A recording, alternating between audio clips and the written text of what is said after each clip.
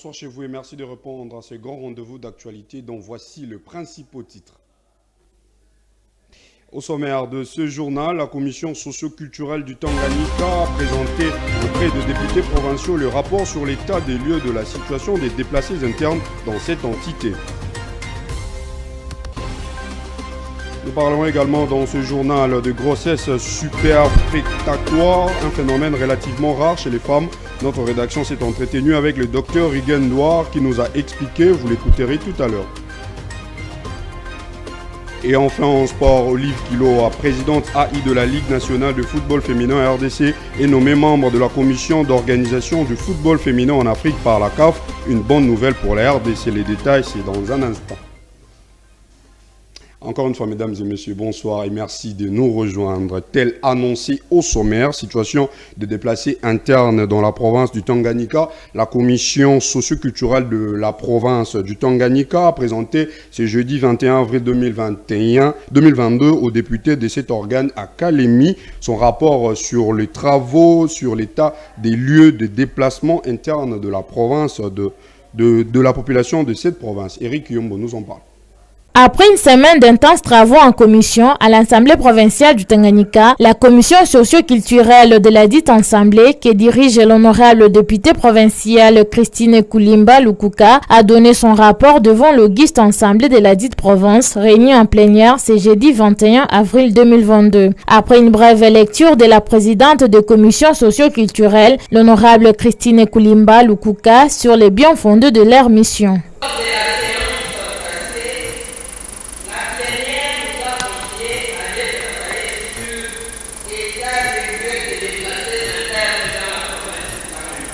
C'est la rapporteure de la dite commission, l'honorable Marie-Thérèse Wangoï, qui a épinglé la réalité sur les causes de déplacement massif des populations dans cette partie du territoire national et leur mode de vie des déplacés dans les camps d'accueil.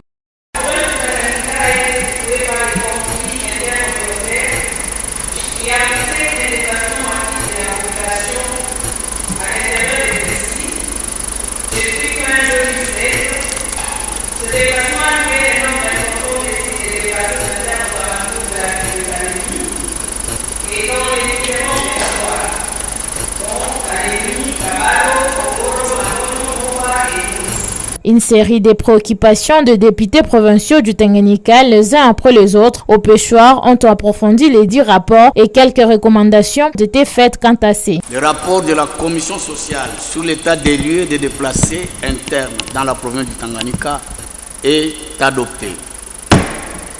Nos très sincères félicitations à la commission sociale. Nous vous remercions. Elle dit à l'accord conclu entre le Royaume-Uni et le Rwanda la semaine dernière dans lequel ces pays d'Afrique s'est engagé à accueillir les demandeurs d'asile au pays de Boris Johnson. La Congolaise Deborah Kayembe, professeure d'université en Écosse, l'a fait savoir via son compte Twitter et appelle les Congolais à être vigilants. Davngonde pour les détails.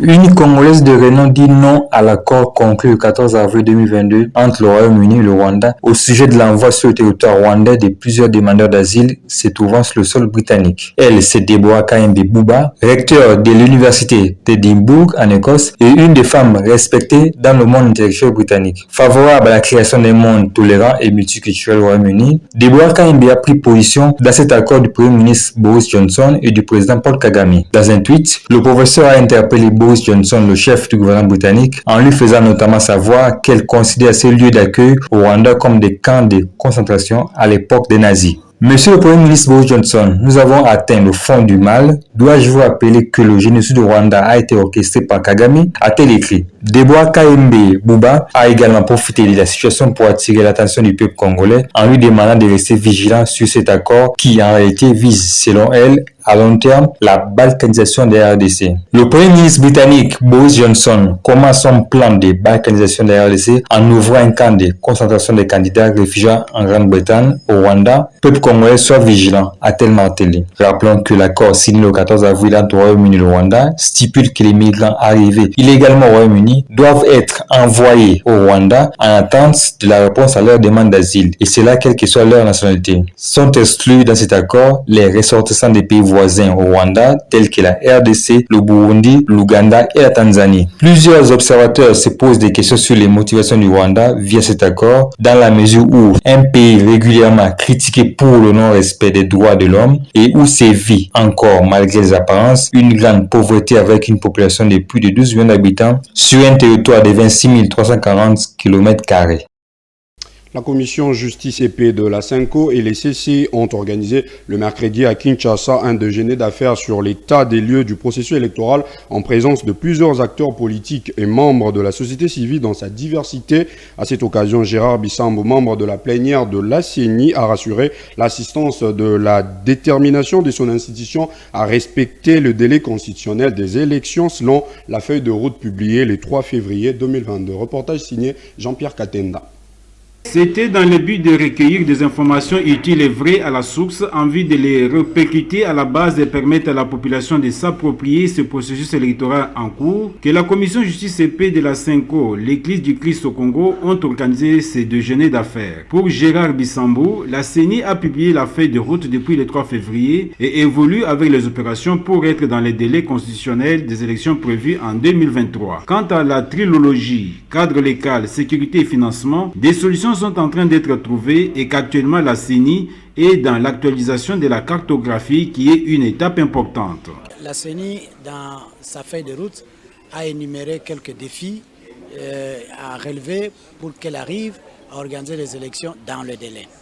Et parmi ces défis, il y a ce qu'ils appellent la trilogie, notamment le cadre légal, la question de la sécurité et finalement le financement des élections.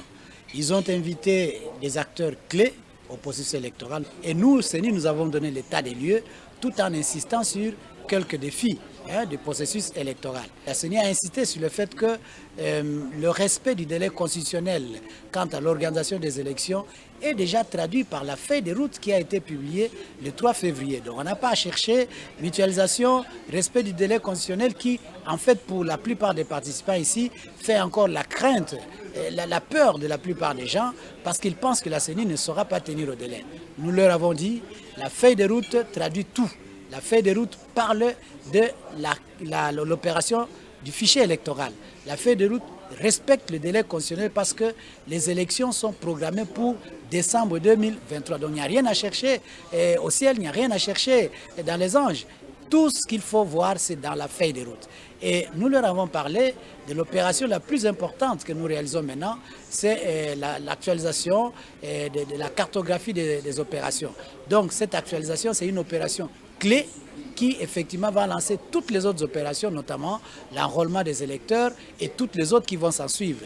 Mais cela à condition que, effectivement, que la plupart des défis, notamment le défi du financement des élections, dont les réponses ont déjà commencé à être données, soient prises en compte. Rappelons que la CENI a déjà appuyé les arriérés des agents, organisé les séminaires d'imprégnation du plan stratégique, lancé le cadre de consultation et est en plein pied d'œuvre dans les opérations de l'actualisation de la cartographie. Le président du Sénat, Modeste Batilukwebo, a pris part à ces déjeuners d'affaires. Restons toujours en politique. Les femmes ayant des ambitions politiques en RDC sont souvent confrontées aux difficultés financières pour se mouvoir sur terrain et réussir leur combat politique. La secrétaire générale du parti Mouvement des Congolais Unis MCU, en plus des encouragements, demande aux femmes aspirantes en politique de se faire des économies personnelles en amont pour être indépendantes et contourner ces difficultés financières. Regardez ce propos recueilli par Jean-Pierre Katenda et Chancel Mboma. En tant que femme, d'abord je salue toutes ces femmes qui ont des ambitions politiques, au moins elles ont ces courages-là. La première des choses ou la première difficulté que la femme a butée, c'est le courage. C'est le manque de courage. Elle se pose mille et une questions. Est-ce que je vais arriver? Est-ce que je pourrais le faire? Est-ce que je suis capable?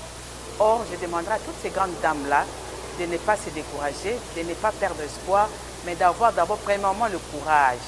Et deuxièmement, lorsqu'on veut, on peut. Qu'est-ce que je veux dire par là? C'est d'abord s'organiser, savoir ce qu'on veut, savoir ce qu'on veut devenir. C'est pourquoi on sera toujours buté à plusieurs difficultés, mais nous allons toujours faire face à cela pour pouvoir obtenir nos objectifs, pour pouvoir atteindre nos objectifs.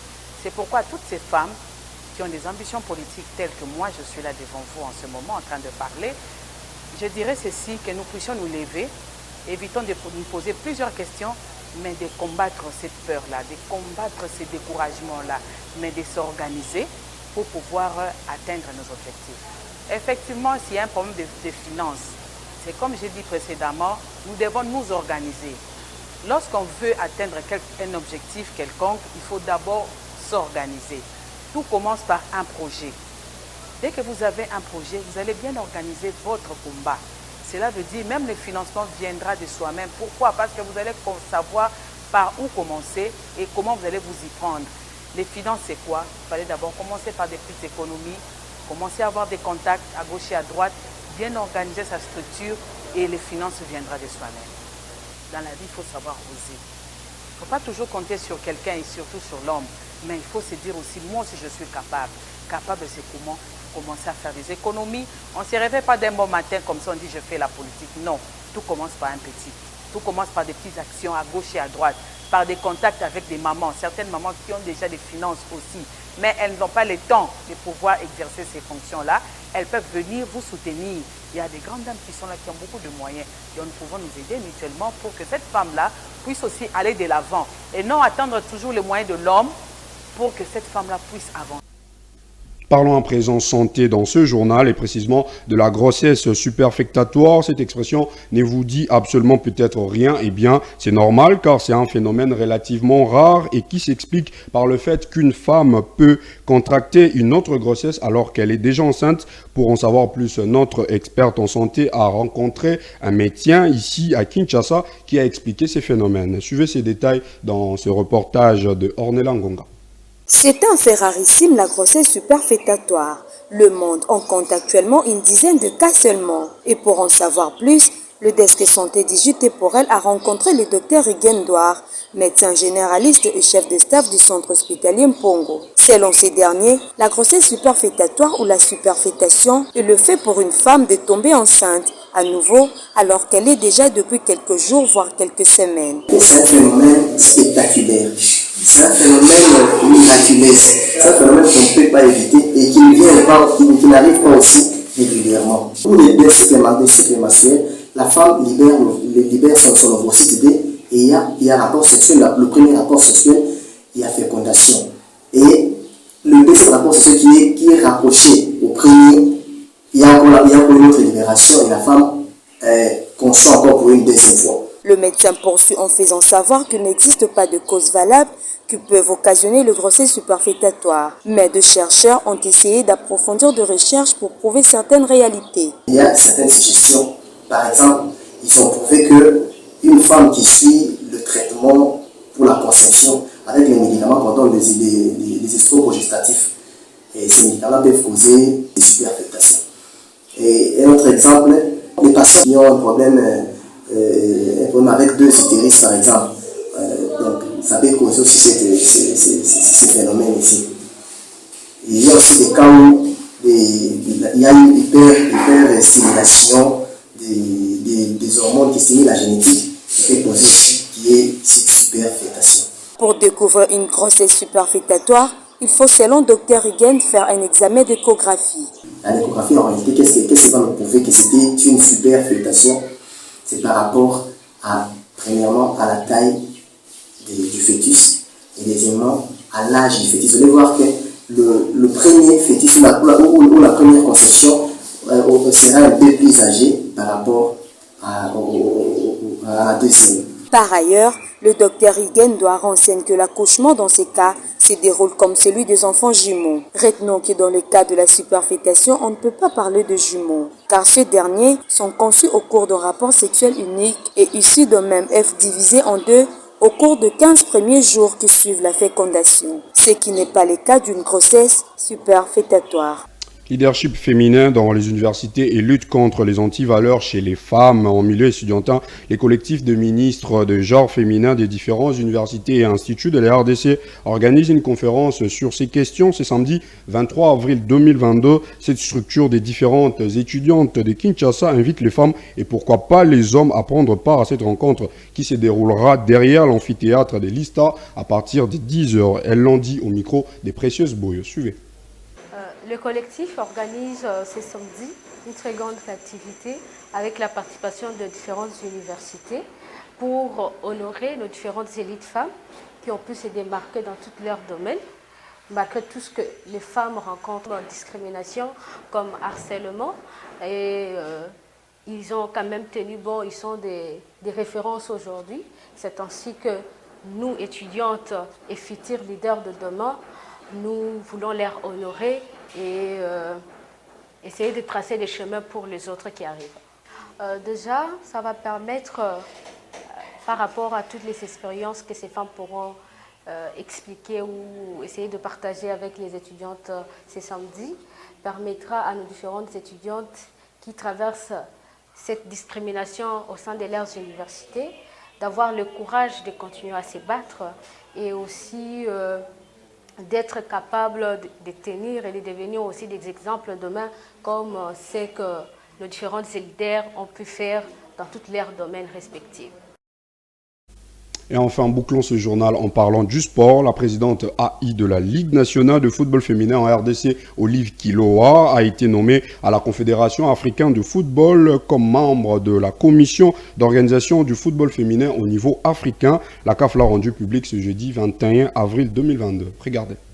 Le football féminin congolais est honoré par la nomination au titre de membre de la commission d'organisation du football féminin à la CAF de sa dirigeante Olive Kiloa. Dans un communiqué publié ce jeudi 21 avril 2022 par le secrétaire général de la CAF, Véron Mosengo Omba, les dirigeants de la Confédération africaine ont jugé bon de porter leur choix sur Olive Kiloa après le respect des statuts de la CAF. Le président Motsepe a souligné lors de réunion du comité exécutif de la CAF l'importance pour toutes les commissions permanentes de la CAF de fonctionner et de s'acquitter de leurs responsabilités dans le respect des statuts de la CAF. À travers les efforts que la Fédération congolaise de football association FECOFA a fournis, aujourd'hui la femme est honorée en milieu sportif et particulièrement dans le football. On peut dire que cette nomination vient apaiser les tensions des jeunes sportives congolaises car elles espèrent à l'amélioration du football féminin en RDC. Notons que le mandat de Olive Kiloa est de 2 ans, soit de 2022 à 2024. La rédaction de JT pour elle souhaite un fructueux mandat à Olive Kiloa.